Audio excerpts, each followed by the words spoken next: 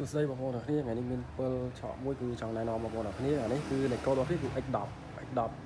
ហើយ7នេះដែរគឺកម្លាំងខ្លាំងហើយប្រវែងរបស់វាគឺកន្លះម៉ែត្រ7នេះគឺមានលក្ខណៈពិសេសពេលយើងភ្លឺផ្លូវធម្មតាហ្នឹងហើយភ្លើងវាមានខ្លាំងសោយញាក់ហើយជាមួយនឹងការអាចទាញប្លូតបានទៀត7បាទគឺអាចទាញប្លូតបានអានេះវែងខ្លាំងហ្នឹងហើយពេលទាញប្លូតហ្នឹងមកគឺប្រវែងរបស់វាគឺកន្លះម៉ែត្របាទហើយរបៀបនៅពេលដែលបងអូនទិញទៅគឺមជ្ឈរបស់វាគឺមានច្រាំងសាក់គឺយើងសាក់ជាមួយនឹងព្រីភ្លើងយើងធម្មតាហ្នឹង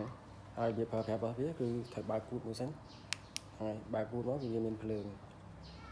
នេះហើយកុងតាក់វាគឺមាន2ខាងមុខគឺសម្រាប់ចុចឆក់ហ្នឹង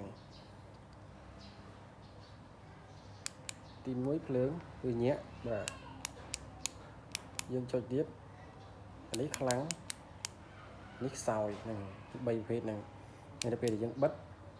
ហ្នឹងហើយចេញភ្លើងក្រហមនេះគឺយើងអាចចុចឆក់បានសម្រាប់កងតាក់នេះគឺយើងអាចចុចឆក់បានកម្លាំងរបស់វាគឺខ្លាំងមែនទែនគឺខ្លាំងហ្នឹងហើយពើដែរគឺប្រើថ្ម2គ្រាប់យើងអាចដោះដូរបាននៅពេលដែលខូចថ្មអត់ដូចពើផ្សេងគឺវាជាប់ម៉ាស៊ីននៅពេលដែលខូចទៅគឺខូចទាំងអស់ប៉ុន្តែបើនេះអត់ទេប្រើប្រាស់បានយូរដោយសារថ្មវាគឺយើងអាចដោះដូ